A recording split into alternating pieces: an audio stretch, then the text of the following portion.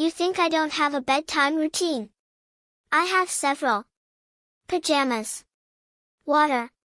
2 extra hugs. And one covert operation you have never once seen coming. I call it the 9:45 question. You call it stalling. I call it a scheduled release. Okay. Let me explain what is actually happening. Because clearly nobody told you what's going on in here. My brain is basically a tiny mailroom. All day long, packages come in. A dog barked. Someone yelled about broccoli.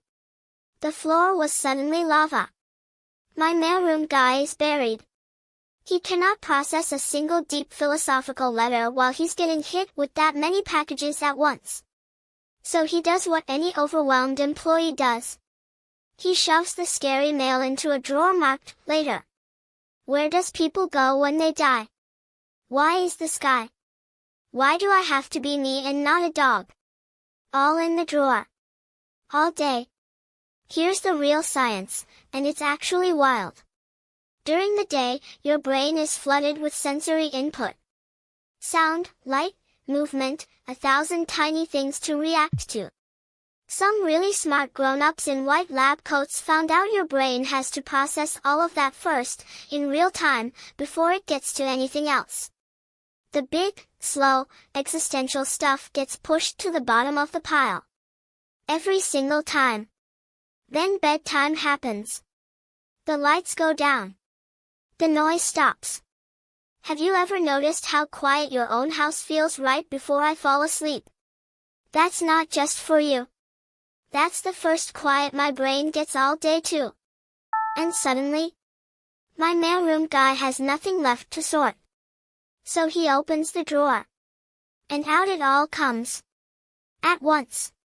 On you. Mid-tuck-in. You're welcome, by the way.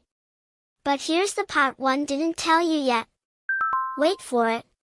I also figured something else out completely by accident.